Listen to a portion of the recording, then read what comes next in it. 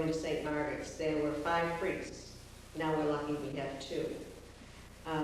There wasn't much lay participation, again, liturgy or anything like that. There was no parish council. So probably one of the few things that the laity could do, and then were men, would be St. Vincent de Paul Society. Mostly women were, you know, sodality, and that was to raise money for the school. So I think there's been a great increase in the use of the laity now, probably due because of the decrease in the number of priests. And then the school was staffed completely by sisters, and now we have one sister that runs the school, and everybody else is a lay teacher. So, you know, there's a big difference, and I think the laity have a lot more to say about how the parish is run, where before we had nothing to say. I know in our church, one thing that bothered me many years ago was when we had to downgrade the masses. We used to have, I think, 1 or 2 on Saturday and 4 on Sunday. And with fewer people coming to Mass, I think you'll always have that category of Catholics that want to look for the quicker Mass instead of the, you know, their own parish Mass that they can get more out of. And so you do have some people going to other churches. And with that, we had a decrease in attendance at Masses, so they had to cut down the number of Masses. What I missed the most is the French Mass. That was the first one to go. First Mass Sunday morning was French, and I attended that faithfully every week, and I missed it when it went. And then after that, we went down to 3 Masses on Sunday, and now we're down to 2. We have 1 Mass on 4 o'clock and 2 Masses on Sunday. You know, but unfortunately, you don't have the attendance of the people, and you don't have the religious enough priests to be able to handle more Masses anyway. I grew up in West Central, which was 100% French. You did not have to go anywhere to speak English. We had stores, we had everything. It was like a self-contained entity. And we had no idea what an Irish kid looked like. Isn't that strange? Well, I shouldn't say it that way, because once in a while one would wander through our schoolyard on his way to St. Michael's, and the poor kid had no chance. And, you know, with 1,200 French kids in the schoolyard, all speaking French in the 1940s, early 1940s. We had over 35 nuns in our convent. We had over 1,200 students in a parochial school. When you think of these numbers, and today, we still have a school, and we are still very fortunate. We have 14 nuns left in our convent, which is probably one of the highest numbers in the city. I'm not sure about that. And the school is still doing well. We have over 300, I think, in the school. But things have changed a lot.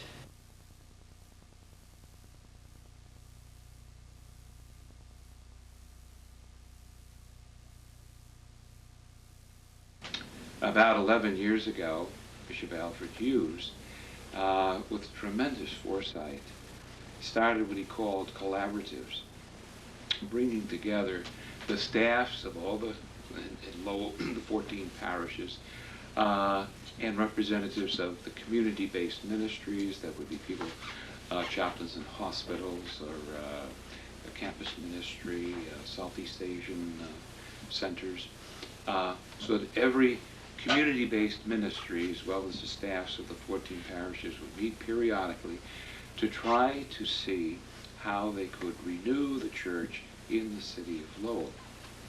Now, there are a lot of dynamics to go into this whole question. There's the priest shortage, which is extremely severe. We haven't really faced up to how severe the priest shortage is. There's the fact that whereas, say, 50 years ago in Lowell, 85% of Catholics were active participants in the church. Today it's perhaps 25%. So there's fewer priests, fewer people, and therefore fewer resources, less funding. And another interesting dynamic is the emergence of the laity. A great deal of lay leadership available. So things are in a lot of change and flux. Now, all of this is also tremendously influenced by the dynamics of Vatican II, the whole idea of trying to renew the church, to have a clearer sense of Scripture and liturgy and seeing and serving Christ in all those around us. So of late, we've come to the notion that pastoral planning, collaboration together, is the primary goal of the Archbishop Cardinal Law, to try to renew the whole diocese. And as I say, in a sense, it really began with Bishop Hughes here in Lowell. The collaborative is made up of the staffs of the parishes. Mm-hmm. The parish staffs are the clergy, the pastoral associates, the youth ministers, the director of religious education, persons who, as part of their working day, they work at a parish. The collaborative is also made up of representatives of the community-based ministries. And examples of that would be campus ministry, hospital ministry, the South Asian Catholic charities. These are so that the collaborative meets together. It represents pretty much the staffs of parishes and community-based ministries. Then we work in close contact with each parish pastoral council. And they give input, and we ask them to fill out forms, to make evaluations about how things are going from their point of view in the area of collaboration. The parish councils were very involved in bringing together what we call phase one of the pastoral plan, which enumerated all the areas of cooperation among the parishes. So the whole purpose of the collaborative is to share all the facts. In the collaborative, the purpose, everybody is asked to study the profile of their own church, which is to say how many people are in, how many people are registered in the church, how many attend on the average weekend, what the financial situation is, the condition of the buildings, the whole question of some churches now have tendencies to dwindle to the point where the church is less than half full at the masses. Okay, those things have to be cranked into the whole evaluation of the situation. There is no master plan. The Cardinal doesn't have a plan, and this is the way it's going to be. He has invited all of us at the most basic parish level to come together to study these questions so that we can make intelligent decisions about the future. The Lowell Collaborative 2 years ago composed over a long period of time phase one of the pastoral plan. It really was basically a listing of the areas of cooperation among the various parishes. Again, areas of education, sacramental preparation, training, and that phase one was completed 2 years ago, and it was sent to the Cardinal, and he was very pleased with it. And his response was, now that you have done this whole question of what can we do better together than alone, he suggested that we subdivide into neighborhoods and simply continue the work of close collaboration. I think that one of the things that is a bit scary, we're facing a whole new world with all the changes that are going on. And change is scary. But the most basic story of the Old Testament was changed. The Jewish people were saved by God from the slavery of Egypt and into the promised land. That was a lot of change.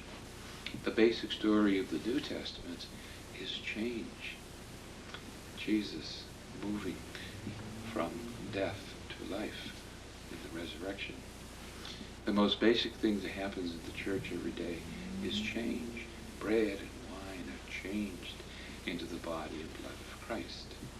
So, although change is something that's very naturally very difficult, it is part of the whole theme of the spiritual life.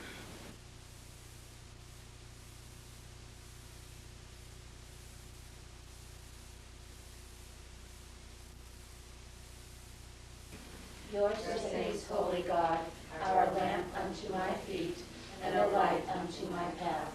The courage and faith of those I admire are my meditations all the day.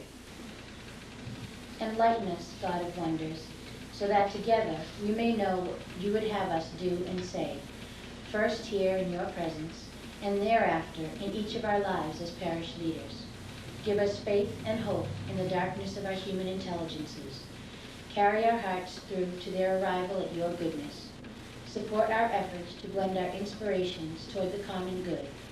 We give thanks for your endless and unlimited generosity toward us. One of the things I like about the things we've been doing is they really are things that I don't think either of us could do by ourselves. And I think Lent is a good example. We could not, as St. John d'Arc, we knew we could not be able to offer an evening mass by ourselves, And certainly I would not be able to have enough time to put together a Lenten series on the letters of St. Paul by myself and to have something prepared every week. And I don't think that we could necessarily gather the resources to do a Living Stations of the Cross, just drawing on our own parish, in our own town. They're all things that allow us to do something extra that we wouldn't be able to do alone. When we first started this out, I compared this to a courtship. That this is like getting married, and you don't just get engaged right away. That you have to start out by getting a chance to know each other, then you go out on a few dates, and then when you know each other a little better, then you can start comparing bank accounts.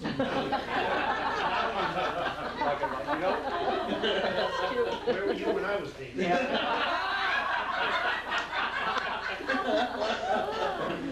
So, it's like, now we're going steady. And we could start talking a little more seriously about stuff. Bishop McNamara had come to one of our meetings early on this year, and it wasn't a surprise to the people of St. Joseph's or to us necessarily, but he did say at the meeting that when Father McGrath is finished with his term, there aren't any ordained priests available to take over as pastor at St. Joseph's. So that puts our situation a little more narrowly than maybe some of the other groups that are working in collaboration in the city. Because we know that we have a situation we have to deal with, and that's right there. And that's what I think Leo and Richard were saying. We have to look towards what is it that we're really going to be as parishes. Either one of us will be autonomous, I don't think. We can't afford to be independent anymore. But I think that, and this is where we really need each other. Absolutely. There's progress being made. It's been stated here that there's trust now. There's open dialogue. Just recently. Right. That's right. Yes, just recently. Very Because recently. all three of us, Susan has been on the parish council for how many years, but the three of us have only been at the Immaculate Parish Council for a short time. And I, to be quite honest, considered leaving because I was very disappointed and concerned with the lack of anything being done in the joint parish council meetings. I mean, I walked out saying, I don't even want to be here. And I prayed to have an open mind and to have patience, and I just didn't feel, but just recently, I would say within the past, 3, 4 maybe meetings that we've had, I felt as though something has happened, and we're starting to actually do something and get something done. I agree with what you had said, because as many times I left and said, this is a waste of time. Why are we even bothering? Well, the conversations have become less innocuous. You mean you've gotten into more substantive issues now? Yeah, we disagree a little more openly and... We're comfortable. Don't worry. And that's an indication. Yes, right. Yeah. I don't know that any one of us would have chosen this. I mean, I don't mean necessarily, well, on two levels. One, I don't think any one of us would have chosen to try to do this kind of thing, you know? This isn't fun. But it's certainly better to start this now. Right. Yes. That came up last night. To start this now and at least have some kind of relationship with each other than when it was time for Father McGrath's term to be up, than to just find ourselves all of a sudden thrown together and said, well, look, you've got to come up with something right now. I mean, that would just be catastrophic. Well, as I recall, we started about 3 years ago when Bishop McNamara, through the Lowell Collaborative, asked us, as parishioners of St. Marie's and Sacred Heart, to look at the possibility of moving towards some greater collaboration and perhaps even down the road a piece to some common pastoral staff. Is that the recollection you have, Paul? That's my recollection of what's been going on. I think we've had to advance our process when we had our pastor get sick on us, and where she had to resign, and so it kind of got flowing to the point that right now I think we have a very, very good communication between the two parishes. One of the keys to the whole process was the tremendous leadership of Father Paul Beauregard in letting the people, you know, be aware of what was happening. You know, it was evident from what the oblates of the northern provinces said there would not be a resident pastor coming to St. Marie's when he left, and he had prepared the way that we have to get beyond, you know, some problems and to open up ourselves to the possibilities of the future. And I would say his leadership at St. Marie's was perhaps the key thing to open up the possibilities that we've experienced. We're moving toward in next year, the major shift that I know is going to take place is the combined religious education program of both parishes. We had a meeting the other night with the staff from St. Marie's and the religious ed coordinators, and looks good. It looks like we're, you know, the people are all on the same page and anxious to move forward. So I'm thrilled with the tremendous level of support in both parishes for what's taking place. I think there's been a tremendous willingness on both the parishioners of both parishes to, you know, get beyond some of the, you know, crazy stuff that could have happened and say, listen, this is we are church, and we can make it work. We do our baptismals. We still do them at St. Marie's. Sister Joan from Sacred Heart does the preparation, and the deacon from St. Marie's does the baptismal. So it's collaborative all the way. Weddings are the same way. They're prepared by Linda Burns from Sacred Heart, and the weddings are still done at St. Marie's. And I think it's great. I think too that one of the keys to, you know, when you have a strong community like St. Marie's, and as I've said, the first time that I met them, I thought, oh, look how these people love one another. And, you know, and I knew that in my own community. So when you get hearts, Sacred Hearts, and the hearts of St. Marie's, and that true Christian commitment comes across, that's what works. You know, you can have, in my opinion at least, all the processes in the world, but if people don't have the hearts of Christ to deal with this, it's not going anywhere. And that, for me, the experience of that, to see all these people come together who truly loved God and each other, and were willing to put anything aside to work toward that, to me, it was just so refreshing. And to me, that's what worked. The hearts of the people in both communities that came together to say, what can we do better together than individually? And I think that, for me, said a lot.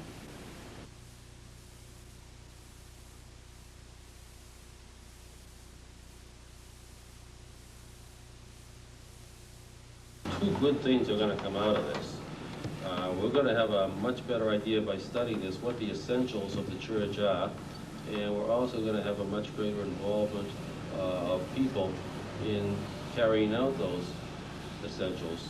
And The study process is going to identify them and see what it is that we want to do as Catholics, how we want to relate to each other, what kind of social action we want to take part in, what kind of liturgical action is really essential to us, and how is the best way to carry that out. So we're going to see some advancements in the level of participation and the level of understanding, and that's going to be a real plus. Please join us in our celebration of opening hymn, Joyful, Joyful, Be It.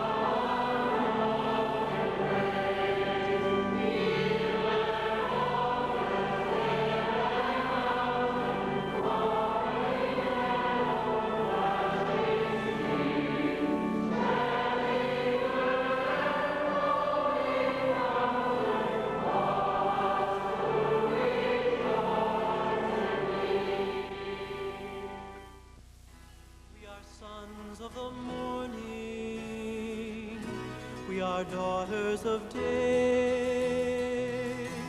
the one who has loved us has brightened our way. Let us build a city of God. May our tears, our taken, sing and sing you now. The Lord, our light and our law, has turned the night into day.